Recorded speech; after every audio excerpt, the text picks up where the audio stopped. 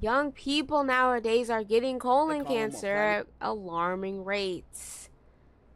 I'm alarmed. Let's figure out why. This is crazy. Going on in the world of cancers. I mean, there's lots of it's cancers.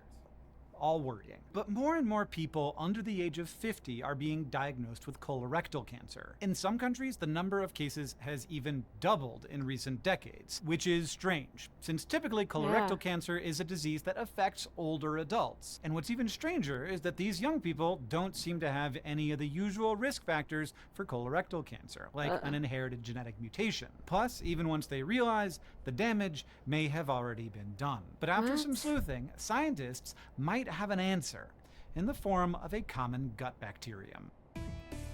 Oh. While not every country has seen uniform increases in early onset colorectal cancer, at least 27 of them have seen a jump. In fact, in many higher income nations, the overall incidence of colorectal cancer has gone down, which makes the rise in young people all the more dramatic. And if the number of youth cases keeps going up, then researchers think colorectal cancer could become the leading cause of cancer-related death among young adults by 2030. That's soon. What? Researchers have been scrambling to Not find a cause in order 2030. to prevent those deaths, and they've largely come up empty. But thanks to a 2025 study published in the journal Nature, they may have found an answer. The authors sequenced the entire genome of almost 1,000 cancer samples from both early and late onset cases, from 11 countries across 4 continents, which is like pretty comprehensive as these things go. What they saw was a specific pattern of DNA mutations that looks like the pattern left behind by a bacterial toxin called colobactin. And these mutations were 3.3 times more common in early onset cases, which here means adults under 40 than in those diagnosed after the age of 70. Now, researchers already knew that colobactin is linked with certain cases of colorectal cancer, but this is the first time that they'd shown a link between it and early cases. And they think that those DNA mutations are building up early in life, like we're talking childhood early, Oh. which basically puts them decades ahead of schedule for developing colorectal cancer. What is colobactin, and how does it lead to cancer? And Colobactin why is is what's it called a getting in us genotoxin. That's a earlier? toxin What's going that on there? damages DNA. It's made by certain strains of E. coli bacteria, and while you might hear about E. coli in scary contexts like food poisoning or UTI, it's often found as a usually harmless resident of your gut. E. coli make colobactin in order to fight off other bacteria. Problem is, it doesn't just damage bacterial DNA, it's pretty harmful to human DNA too. Until as recently as 2020, we didn't really know a ton about how colobactin damages our genetic material, because this Cute. sneaky little toxin is tricky to study.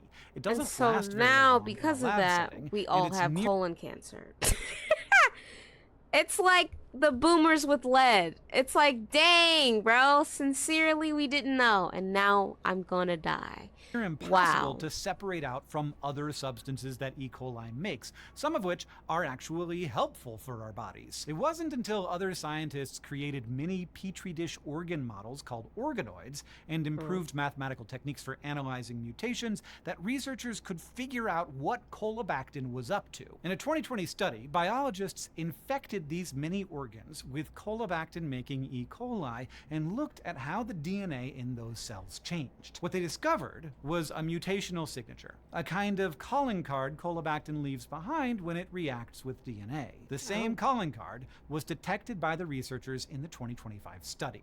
And they can tell because it has 2 key mutations. One, called SBS88, frequently swaps out one of the 4 building blocks of DNA, a thymine, for a different one, usually cytosine. Another mutation, called ID18, inserts or deletes a small section of DNA. And that leads What to do you what's called a mean? frame shift. Basically, this means the DNA isn't read in the way that it should be. Like, imagine you have the sentence, the fat cat sat. Now get rid of the E, but you keep the same spacing and you get the act at.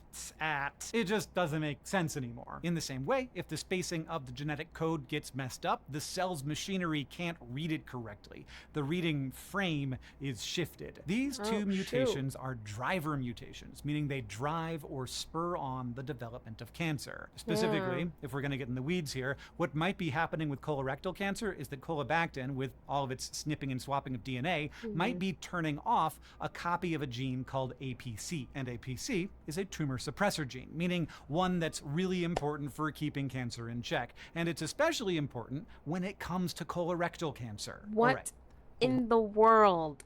Not it turning off the gene that lets us not make freaking tumors. Wow. Nature's crazy. What does this have to do with early cases specifically? It's not clear. The authors of the 2025 study proposed that colobactin-producing strains of E. coli might have been getting more common in the second half of the 20th century, leading to more of the toxin in our guts. And what's really important here, and scary, is that these mutations tend to occur early in life. Frighteningly, one of the researchers suggested that this could represent a head start for the cancer of up to 20 years, developing at age 40 instead of age 6. My God. Okay, chat, this is crazy. So you're telling me now I have to wait, or no, now I have to I used to look forward to like, okay, maybe around like 60, 70, I'll start getting those like crazy stuff happening to me. Like end of life type of conditions start to pop up around those ages. I've got so much time. Now you're telling me that's gonna happen around 40? Around 40? Oh my gosh. You know who I'm gonna blame, chat? You know who I'm gonna blame? I'm gonna blame McDonald's. Hold on. I'm gonna blame McDonald's. Why? Because if it's coming from E. coli, let's be honest. Sometimes McDonald's burgers aren't cooked correct. Let's be honest, okay? And you're like, oh, what does that have to do with freaking everybody getting it? All the young people. Because we were the generation where McDonald's was popping. It was taking off, okay? So everybody got a little double G's. You know what I'm saying? So, because of that, you know, so we eating E. coli and it's chopping up our freaking DNA bits. So it's not like you can start taking probiotics in your 30s to ward off the bacteria, since the damage has already been done, which I don't like as a 45-year-old. And there's still a ton that we don't know here. Like, how are children being exposed to these bacteria? Is it something we can prevent? And are you more likely to be exposed if you have a certain lifestyle or live in a particular place? Researchers are now starting studies to try and answer those questions, and they're developing early detection tests that hunt out colobactin-related mutations in stool samples to catch potential cancers before they get too far. But until we have more answers, there are things you can do. If you're 45 or older, you can get screened, or earlier if you have any worrying symptoms. Screening means like a colonoscopy. I've had like 10 of them.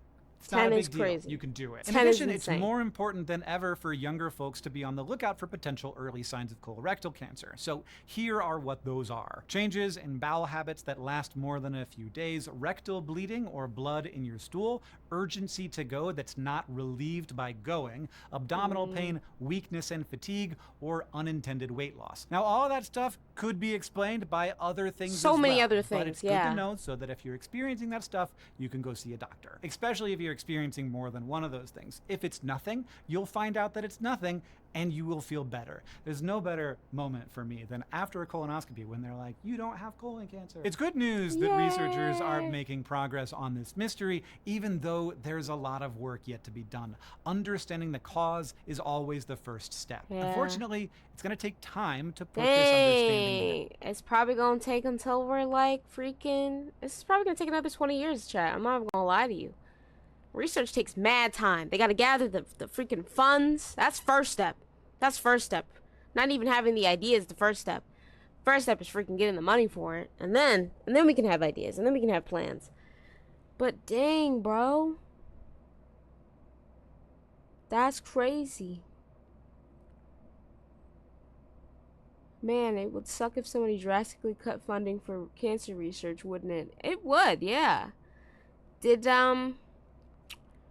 Did that orange gorilla do that? Or had to fight to get a colonoscopy at 30 or at 32 after getting blood in her stool after almost a year.